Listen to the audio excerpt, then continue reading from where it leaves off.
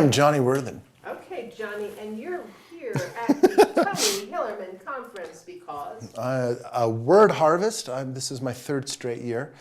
The first one was pivotal in my career. The second one gave me energy, and since the second one and this one, I've had a breakout year. And I come back to Tony Hillerman every year because it's like a family reunion now. I know everyone. We all touch base, and the lessons I learned here they're different than they were when in the first year I was here. I was paying attention to every word that came out of everybody's mouth, and now I know a lot of the things that are said. But there are new levels that I'm picking up all the time. For example, and I'm going to talk about this to people who listen. One of the huge things I've noticed is the people who I've seen here this year, who I saw last year and the year before, they're all doing well. They're all making this into their life. They're enjoying it. They're making it a career. They understand it, and they're living it. And I think that's the kind of commitment that this conference brings out in people. It's a great conference. Which is key. It really is key. What was the writing tip you got this year? This year, I think the thing that I am taking back is the people, the faces I've seen before, and when we touch base again, and we see how. One of the things I always say is that when I meet an old friend, I say, "How's your journey going?" Always thinking that it is the journey, it's life. And so to ask them how their journey is and see how they've built from the previous thing, it reinforces the things that I believe, that you just keep working at this. You just make this. It's a marathon. It's not a sprint. You have to think that way. And seeing these people and joining in their success, Anne's book is just a perfect example of that. Spy Woman's Daughter, fantastic. Love that woman. My book, which has taken off this year, not a little bit because of the things I learned here. It was inspired by my trips to New Mexico. It's part of it. But as far as what I'm learning this year, it hasn't all quite gelled yet. It's cool. it's seeing old friends. It's connecting. Great. So, and it really is not learning a thing. It's learning concepts that weave together, right? Well, a lot of that. Well, part of the creative, for example, the first day was, the workshops I never make it to. It's just too far a drive for me. But the second day is the craft of writing. And the funny thing with writing is there are no rules, and yet here are some.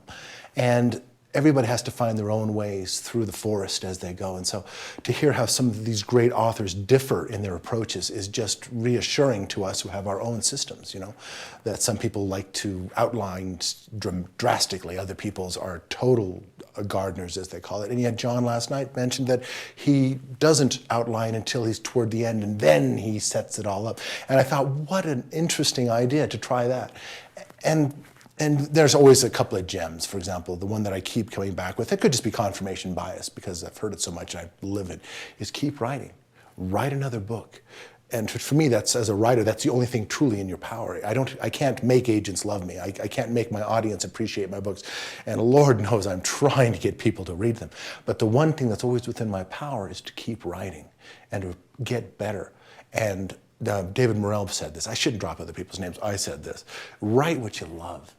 And because Morrell stepped out of his comfort zone and he's writing historical now, and he says how much he enjoys it, and it's his best book, and I totally agree with that.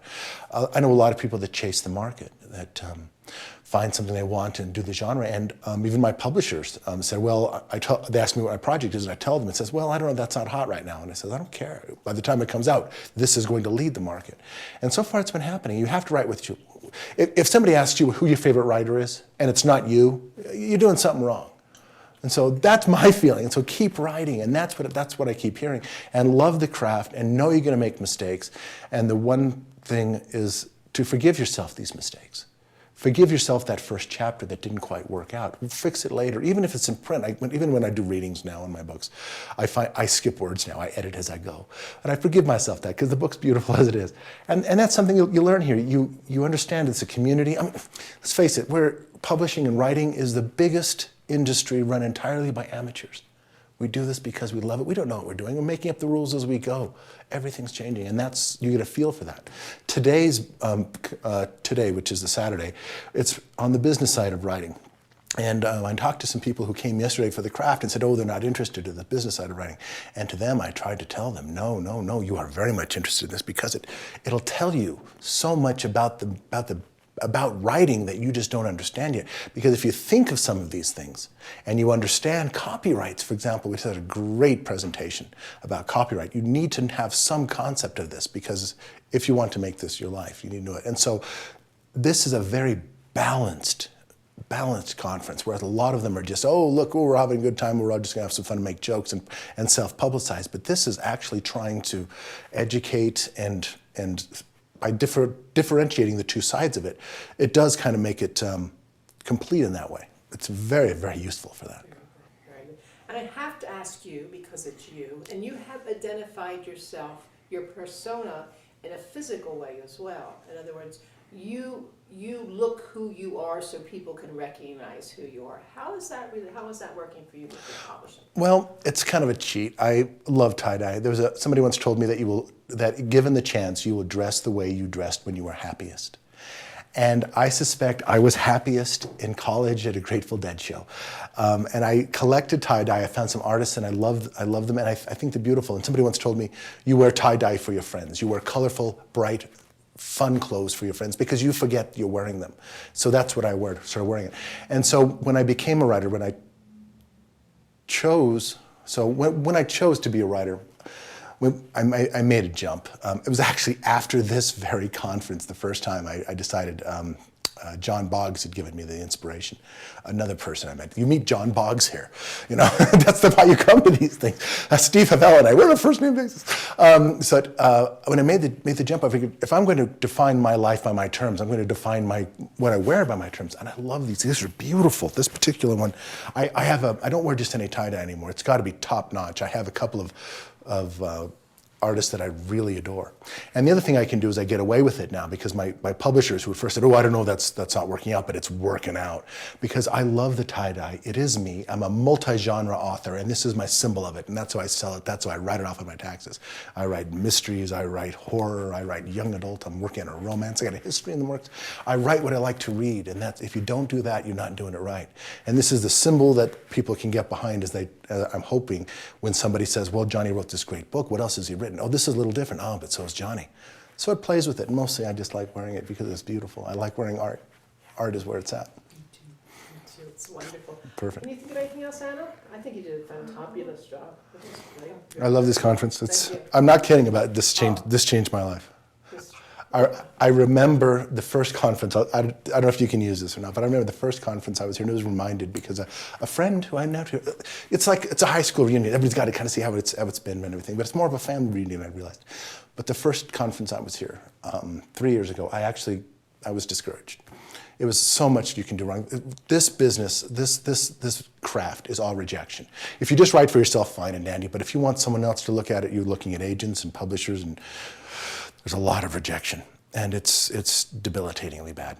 And I had given it up. And I remember I met somebody in the hall at this conference at Word Harvest 3 years ago, and we talked me through it.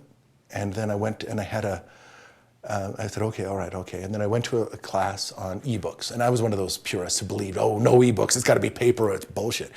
And he convinced me that ebooks are wonderful. And that got me thinking about self-publishing and ways that I can and knowing that I have more than one book in me. Write another book. I decided to self-publish my first book to get the ball rolling. And I had made that mental leap into self-publishing an ebook to get things going. And then it was like there were opportunities I didn't expect. And then, because the universe is a marvelously wonderful place, I went home and had 2 offers on that book waiting for me in my mail. So I've never had to self-publish, but I had to understand it. And I've since become a lover of ebooks, by the way. If you're a purist, you should be reading only words scrawled in stone on the side of a cave. If you want to be a little more of a purist, scrolls are the way to go. But embrace ebooks. And that helped me. Is there something that's happening for you big now with Amazon? Are you the one who's having something with Amazon? Yeah. Yeah, this year my book, Eleanor the Unseen, a young adult paranormal, hit on October 27th, 2014, hit bestseller on Amazon Kindle for paid Kindle, not the freebies. It's actually for $2, which is a lot for a Kindle deal.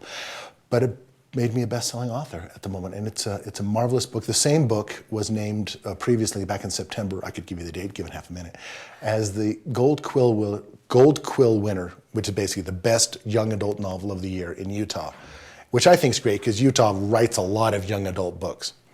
And the same League of Utah Writers named me Writer of the Year. And this is promotion and love and work, and this is what it's all about. And so I've had a breakout year, bestseller, Writer of the Year, awards winning, and I'm just getting started. Yay. So, Congratulations. thanks for listening. Yeah. And you'll be back here next year. Oh, I love this place.